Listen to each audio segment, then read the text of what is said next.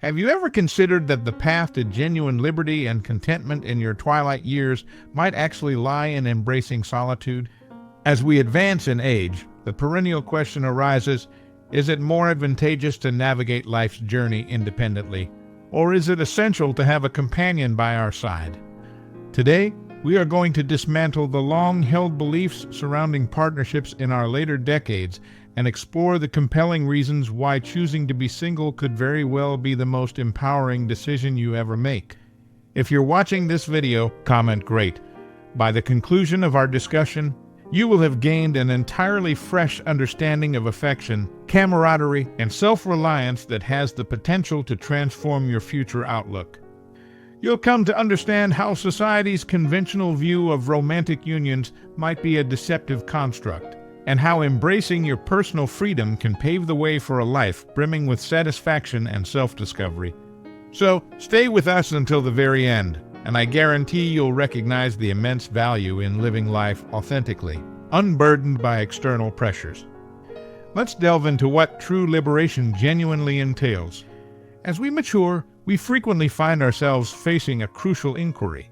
Is it preferable to remain unattached, or is it indispensable to have someone sharing our life? This is a dilemma that occupies the minds of numerous individuals as they grow older, carrying profound emotional and philosophical weight. But allow me to share a perspective that society often overlooks, a reality that can revolutionize your thinking. Remaining single in your later years could indeed be the key to unlocking authentic freedom and profound happiness. In this video, we are going to reveal the surprising truths behind this notion.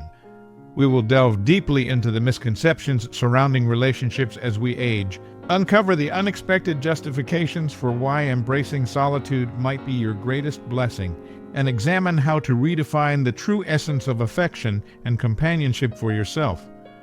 By the time we reach the end, I assure you that you will possess a completely renewed perspective on the future, leaving you feeling empowered and inspired. If this message resonates with you, don't hesitate to give this video a thumbs up. Share it with someone who might benefit from hearing this, and be sure to subscribe for more life-altering insights. Together, let's unearth the truth behind relationships and personal fulfillment. Comment "True freedom" if you agree that being single can be liberating. The concept of romantic affection has been elevated to an almost sacred status within our culture, frequently portrayed as the ultimate aspiration for every individual. It's as if those who opt for a solitary existence are viewed as incomplete or unsuccessful. We've been conditioned to believe that being in a relationship equates to achievement, and that a life without a partner is inherently lacking in significance. However, all one needs to do is observe the world around them with an open mind to recognize that this idealized notion is nothing more than a fabricated myth, a construct that many blindly adhere to despite the truth being readily apparent. It's almost astonishing that this fundamental reality isn't more widely acknowledged. Humans are born free. We live and ultimately depart this world free. Every other aspect, every relationship, every societal expectation is simply circumstantial, an illusion crafted by external influences. When you take a step back and analyze the situation objectively, it becomes strikingly clear how many individuals are ensnared in relationships they no longer desire, yet continue to feign happiness because admitting they might be better off alone would be tantamount to acknowledging failure in the eyes of society. Relationships often develop out of sheer momentum, a habit deeply ingrained in us since our formative years. This is just what people do, we're told. The truly tragic aspect of this is that society, rather than questioning this norm, actually celebrates it, encouraging individuals to persist in emotional partnerships that offer no genuine fulfillment. The affection they promote isn't genuine affection at all. It's a gilded cage built on illusions. It doesn't elevate you, it holds you down. Sure, in the initial stages, there's excitement and passion, but when those initial sparks fade, all that remains is the dull residue of routine, masquerading as commitment. And why? To avoid being labeled as lonely, to evade confronting the discomfort of genuine solitude. It's a steep price to pay for sidestepping a confrontation with oneself and the fundamental truth that we are ultimately alone in this world.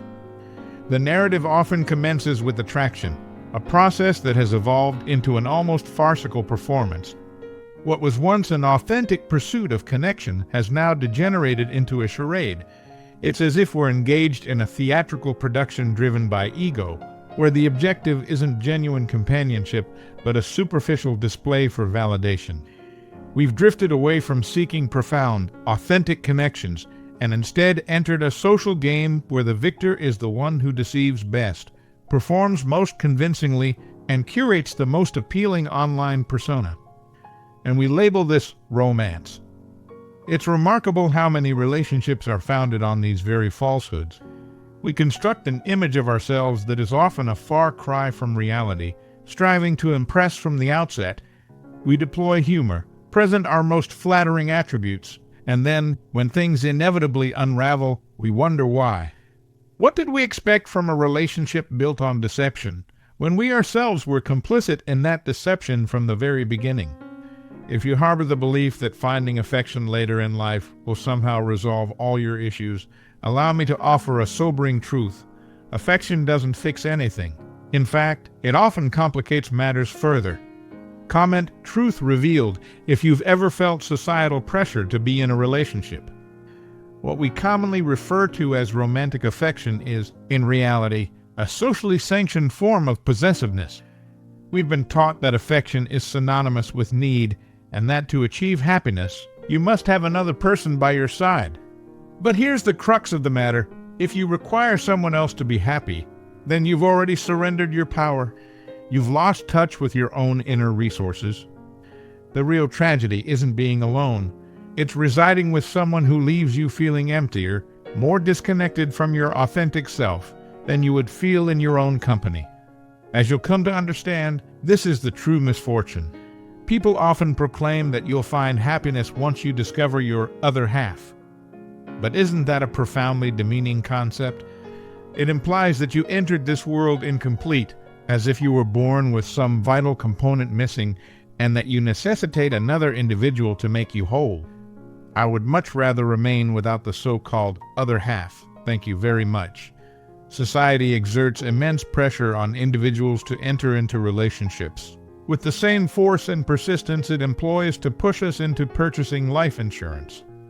And if you don't have a partner, they treat you as if you're some sort of anomaly, as if there's something fundamentally wrong with you. They label you a social failure. But here's the absurdity.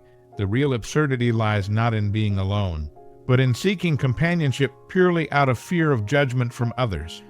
Romantic affection has ceased to be a genuine choice and has transformed into an artificial necessity. You don't love because you genuinely desire to. You love because society has instilled in you that you should. True affection, however, isn't born from the apprehension of being alone. It emerges from the liberation of being at peace with oneself. The genuine reason many individuals remain in unfulfilling relationships is because they are terrified of loneliness. But here's the irony. Most couples, despite being physically together, experience a deeper sense of isolation within their relationships than they would if they were single. As Erica Jong once wisely stated, if you feel lonely when you're with yourself, you're in bad company. This is the deception we live with. Couples don't unite because they genuinely yearn to be with each other. They come together because they cannot bear the thought of being alone. In these relationships, emotional dependency supplants genuine affection, and surveillance replaces trust. If you find yourself needing to know your partner's whereabouts at every moment, then you don't have a relationship. You have an emotional prison. Infidelity becomes the specter that haunts every interaction, and it's understandable why societal bonds are fraying and fidelity has become the exception rather than the norm. We spend our lives scrutinizing phones, glancing over our shoulders, and living in a perpetual state of paranoia that our partner might be unfaithful. This is what we've transformed affection into, a suffocating, fear-driven dynamic. What kind of partnership is it when the underlying anxiety is that your partner will become bored or seek someone else? If you find yourself checking your partner's phone, There's an unspoken truth that no one is willing to confront. The relationship is already over. It's just that no one dares to articulate it aloud because it's easier to maintain the pretense that everything is fine. But here's the most difficult truth to accept when you're trapped in this cycle of suspicion. Even if your partner hasn't done anything wrong, the damage is already inflicted, especially if they are attractive or active on social media. You become ensnared in a never-ending loop of doubt. It's no longer solely about infidelity. The real issue is that infidelity feels almost inevitable in our society. We inhabit a world where temptation is practically a commodity, and technology has made deception as swift and accessible as a swipe on a screen. Yet, we continue to cling to the illusion of monogamy, pretending that we're still in an era where knights on horseback rescued damsels in distress. Now, let's talk about the pervasive issue of infidelity. If infidelity is so commonplace, or if we've all been victims of it at some juncture, why do we persist in believing in the myth of unwavering faithfulness? Why is this notion still upheld as the ultimate standard? Let's be honest. Affection predicated on control is a falsehood. Faithfulness that is imposed out of obligation is a form of torment, and it's something no one should ever have to endure. When intimacy, one of life's greatest pleasures, becomes a battleground, it's no longer about desire. It's about the fear of violating some unspoken agreement. But what kind of existence is that? What kind of partnership can you construct on a foundation of fear and repression? Nature itself offers us a different lesson. Observe animals. None of them chain themselves to a single partner for life. And if they do form bonds, they still interact with others of their species, enjoying companionship without guilt or apprehension. They engage in sexual activity, experience pleasure, and they do so without the burden of wondering if they're betraying someone. Humans, on the other hand, are the only creatures who transform intimacy into a routine obligation, compelled to share it with the same individual whether they feel inclined to or not. And we call that commitment. But is that truly liberation? Is that the kind of life we're meant to lead? Shouldn't intimacy be as freely enjoyed as food, a basic, natural pleasure we can experience without guilt or restriction? Why should we allow outdated societal norms to dictate how we experience something as fundamental as our desires? Individuals who engage in casual relationships, always with mutual consent, are often perceived as living authentically, in harmony with their true nature. But this sexual autonomy, this choice to experience pleasure without strings attached, poses a silent threat to those who are emotionally bound. If you choose to experience intimacy freely, you're labeled as someone who doesn't care, someone cold or detached.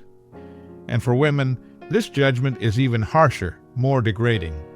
The true immorality, however, lies not in the freedom to explore pleasure.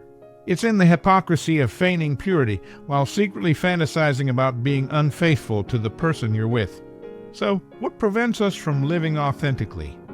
It's the very same societal norms that even those who preach them don't adhere to. It's the hypocrisy of those who champion faithfulness but secretly yearn to break every rule they impose on others. I'm not advocating for indiscriminate sexual freedom, as that can often lead to obsession and a form of mental imbalance. However, I firmly believe that there's nothing inherently wrong with enjoying intimacy when you feel inclined and believe it's right for you. We've been conditioned to view intimacy outside the confines of a partnership as sinful. But what is truly sinful is forcing ourselves into relationships we don't genuinely desire or need, simply because society dictates it. The requirement for mandatory faithfulness is perhaps the most absurd prison we've constructed for ourselves. And herein lies the great hypocrisy. Those who preach most vehemently about monogamy are often the ones struggling most with their natural instincts. They are burdened by the very chains they refuse to break free from, even though they know deep down they are suffocating. Comment natural instinct if you believe humans are not naturally monogamous. The truth is simple. Forced monogamy breeds tension, not affection. Human desire is as fundamental as the need to breathe, and suppressing it doesn't make it disappear. The more you attempt to repress what is natural, the more it will consume you. Just reflect on the video I previously created on this very topic. It serves as a warning about the perils of denying our own fundamental needs. If you choose to share your life with someone, do so because you share a common vision, a mutual project, and a profound understanding, not because you believe you need them to complete you. Affection becomes fragile when it's rooted in dependency, when one person's happiness is entirely contingent on the other. Relationships should not be about sacrifice or losing oneself for the sake of another. True affection is about connection, mutual respect, and shared aspirations. The issue isn't necessarily having a partner. It's believing that marriage or lifelong commitment is mandatory simply because society deems it the normal thing to do. That belief, that pressure to conform, is a recipe for unhappiness. It's astonishing that some individuals still believe that adhering to these societal norms will lead to emotional success. These are often the same individuals who blindly trust governments and institutions to safeguard their rights, despite clear evidence to the contrary. True liberation commences the moment you cease playing the game that society has established for couples. And if reading this makes you uncomfortable, perhaps it's because, deep down, you recognize the truth in what I'm saying. People frequently assert that faithfulness is the ultimate expression of affection. But what they often fail to acknowledge is that faithfulness, in many instances, is rooted in apprehension of losing the other person, apprehension of boredom, apprehension that they will discover someone else who can offer what you cannot. Modern affection, for many, is nothing more than a performance of commitment, masking a deep well of insecurity. How can you label something as affection if it necessitates constant surveillance? We inhabit a culture where it's commonplace to scrutinize phones, interpret silences, question motives, and manipulate situations to feel secure. When distrust becomes the bedrock of a relationship, passion withers. All that remains is routine, staying together because it's expected or because a child has been conceived. That's not affection. That's inertia. Affection should never be viewed as an exclusive contract, bound by rigid rules and obligations. Instead, it should be regarded as a respect-based agreement, where each individual involved recognizes that freedom is an inherent aspect of life and not a threat to the partnership. Genuine freedom is indispensable for the growth of individuals, and once we embrace it, we begin to comprehend that relationships transform, not because they are chaotic or unanchored, but because desire is no longer suppressed or considered taboo. Comment, "Embrace freedom," if you believe freedom is essential in any relationship. This transformation, of course, clashes with societal expectations. Society has conditioned us to fear the potential loss of a partner so intensely that many ultimately suffocate their loved ones with excessive control. The belief that control will guarantee faithfulness is a perilous myth. In reality, control only ensures resentment and inevitably erodes the very foundation of a relationship. The need for constant reassurance and affection from a partner, for many, is like a currency that inevitably depreciates over time. When genuine desire, whether emotional or physical, resurfaces, most people either suppress it or conceal it, leading to internal conflict. What might have begun as an open, honest connection gradually morphs into a slow-burning deception, suffocating the vitality that once characterized the bond. True affection does not necessitate walls or imprisonment. If you must confine someone to keep them by your side, you have already lost them in spirit. The bird that feels the constraints of a closed cage will yearn for the open sky, not the restrictive bars that confine it. Comment, "Open sky," if you believe in freedom within relationships. We inhabit a society that glorifies relationships because the state of being single challenges the control mechanisms that uphold societal order. An individual who walks alone is independent, unafraid of loss, and unwilling to conform to the narrow confines of prescribed roles. This autonomy is perceived as a genuine threat by a society that insists on individuals fitting into the molds of traditional partnerships. The truth is that those who choose to walk a solitary path embody the freedom to exist authentically, unburdened by the expectations imposed upon them by others, and this freedom, to some, is more terrifying than anything else. Throughout our lives, we've been taught that being alone is a failure, something that must be rectified. We are conditioned to believe that a life without a partner is incomplete, an unfinished project awaiting resolution. But in reality, being single is not an accident. It is a conscious choice, one that demands courage and one that few are truly willing to make. Ironically, those who criticize the single life are often the very ones trapped in relationships that no longer serve them, relationships they drag through life like heavy burdens they are too afraid to set down.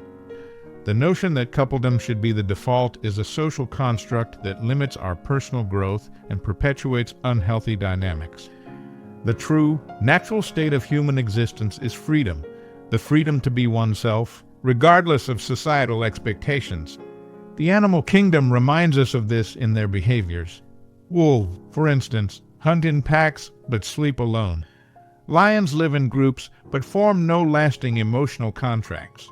They operate with a profound understanding of independence, a concept we often overlook. Only humans have managed to transform affection into a perpetual pact, an unending cycle that denies the most fundamental right of all, the right to exist without attachment. Emma Goldman once astutely observed, "The worst kind of slavery is one where the slave loves their chains." And this is precisely how many of us live today, clinging to relationships because they offer a semblance of security, even though deep down we recognize that security is nothing more than a meticulously crafted prison. The couple dynamic, in many ways, functions as a net, a web of promises that appear to offer stability, but ultimately lead to emotional instability. The most absurd aspect is that singlehood is often viewed as a problem, particularly when it comes to women who are pressured to find a partner as quickly as possible before their biological clock runs out. When someone remains single for an extended period, society tends to pity them, as if they are missing out on some vital aspect of life. What they fail to realize is that the single person is not suffering. They stand outside, observing as others drown in relationships that have long since expired, witnessing couples who live in bitterness, trapped in cycles of reproach and obligation. Sometimes I even find a strange comfort in seeing how those same couples criticize my single life, even though they are bound by chains they refuse to acknowledge. The societal pressure to have a partner doesn't originate from genuine affection. It stems from fear. The single individual represents a challenge to the status quo. If one person can thrive without a partner, it compels others to question why they cannot. The single person becomes living proof that affection is not mandatory, and that, for some, freedom is more fulfilling than the security a partner may offer. This is a deeply uncomfortable reality for a society obsessed with romanticism. I believe you're enjoying this video. Before we continue, make sure you subscribe, like, and share this video. Comment "wonderful" if you're enjoying this video. Being single is not the absence of affection. It is an abundance of respect for oneself. It's a conscious choice, one that does not involve negotiating your personal freedom, one that doesn't trade your time or your body for fleeting illusions of connection. It's a refusal to participate in the circus of attraction and possession, the endless game where everyone feigns indifference while desperately vying for attention. This dynamic is absurd, schizophrenic, and inherently paranoid. Choosing singleness means stepping away from that farce. It means no longer pretending to be someone you're not. There's nothing to prove to anyone. The single person doesn't need to attract anyone. They simply live. They don't compete for attention. They exist in their own space. Oscar Wilde famously quipped, "To love oneself is the beginning of a lifelong romance." If a relationship does not contribute to personal growth and self-expansion, then it isn't genuine affection. It's simply an anchor. True affection should complement your life, not be its defining feature. Singleness allows relationships to exist freely, without contracts, emotional debts, and the expectation of ownership or possession. Casual relationships, when founded on mutual respect and honesty, are not threats to freedom. They are expressions of it. They are authentic, spontaneous, and rooted in a place of genuine connection. And that is the true essence of affection. Singleness, when embraced in its purest and most profound form, becomes an act of deep, unwavering sincerity and honesty with oneself and the world. It is a conscious and deliberate decision to no longer deceive oneself with the false promises of everlasting, unattainable romantic affection. It is a powerful acceptance of the fact that affection is not about possession, control, or clinging to another person. Rather, it is about the freedom to love unconditionally without the need for ownership. It is the ability to enjoy life and its experiences without attaching rigid promises or expectations, knowing that true connection does not require the sacrifice of oneself. Singleness is not a mere phase or a temporary state. It is a destination, a place where you come to realize your inherent worth and strength, free from the pressures of external expectations.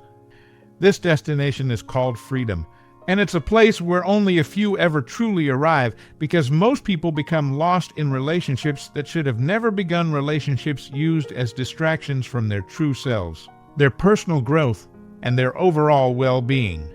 Comment self-respect if you believe being single can be an act of self-respect. At its core, being single is neither a punishment nor a flaw. It is, in fact, a profound opportunity.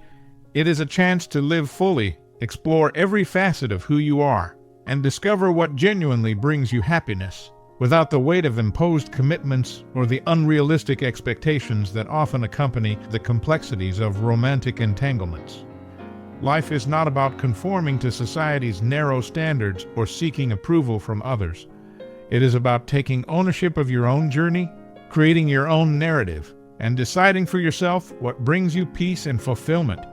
If that path involves walking alone for a time, then let it be a walk that is rich with freedom, self-discovery, personal growth, and the deepening of self-love. Reflect for a moment on the choices you've made in your life and on the path that lies ahead. Consider the messages you've internalized about affection, relationships, and your own sense of worth. Remember this: the true measure of your happiness is not found in the presence or absence of a partner, but in your ability to be authentic, to honor yourself, and to live a life that aligns with your inner truth. The key is not the status of being single or in a relationship. It is being true to yourself, finding peace within, and walking a path that nourishes your spirit. Thank you so much for joining us today. We've explored some profound and meaningful insights together. Now, I want to hear from you. What have you learned so far from today's message? Is there something that resonated with you deeply, something that touched your soul or sparked a new way of thinking? Please share your thoughts in the comments section below. Tell us one key takeaway from our discussion today that you intend to implement in your life moving forward. I'm genuinely eager to hear how these ideas connect with you. And remember, if you found value in this video, please leave your comment below and don't forget to like, share, and subscribe to our YouTube channel so you never miss a message of encouragement, guidance, and divine wisdom. But before you go, take a moment to consider this. The journey of life is ultimately a solitary one, even when shared with another. True contentment stems not from external validation or the presence of a partner, but from the deep wellspring of peace and self-acceptance that resides within you. Embracing your singleness, particularly as you age, can be an extraordinary opportunity for profound self-discovery and the cultivation of an unshakable inner sanctuary. It's about choosing yourself, honoring your needs, and designing a life that truly reflects your authentic desires, free from societal pressures and the often unrealistic expectations that can burden even the most well-intentioned partnerships. Think about individuals you may know, perhaps an aunt, a neighbor, or even a public figure who have embraced single life in their later years and exude a remarkable sense of joy, purpose, and independence. Their stories often reveal a common thread, a deep connection with themselves, a commitment to their passions, and a profound appreciation for the freedom to chart their own course. Consider Emily, a vibrant 70-year-old in Arizona, who after a fulfilling but ultimately challenging marriage, discovered a newfound passion for landscape painting and now spends her days traveling the Southwest, capturing its breathtaking beauty on canvas. Or perhaps think of George, a retired professor in his late 60s in Vermont, who dedicates his time to volunteering at the local library and leading hiking groups, finding immense satisfaction in contributing to his community and enjoying the tranquility of nature. These are just glimpses into the multitude of ways a single life in later years can be rich, fulfilling, and deeply meaningful. It's about redefining what partnership means to you. Perhaps it's a partnership with yourself, a deep connection with your community, or a profound bond with your passions and interests. The narrative that old age must be synonymous with romantic partnership is a tired and outdated trope. The reality is that for many, the most rewarding and liberating chapter of life begins when they release the need for external validation and embrace the freedom of their own company. It's about recognizing that your worth is inherent, not dependent on your relationship status.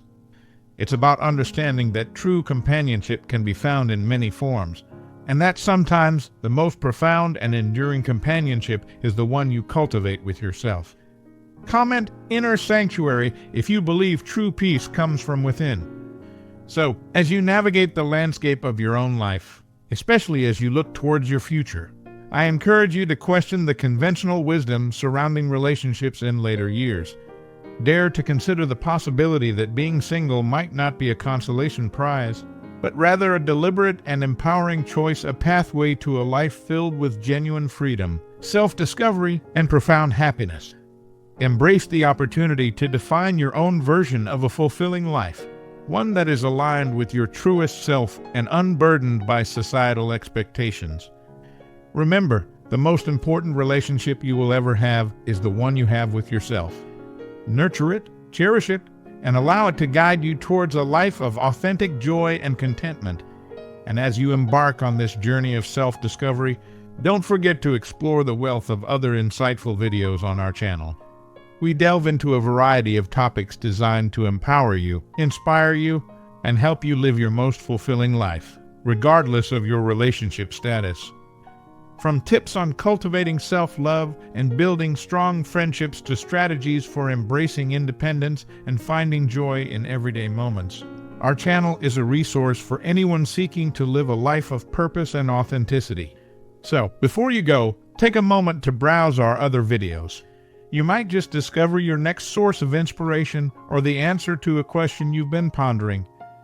Thank you once again for spending your valuable time with us today. It has been an absolute pleasure sharing these insights with you. Remember to subscribe, like, and share this video with anyone who might benefit from this message.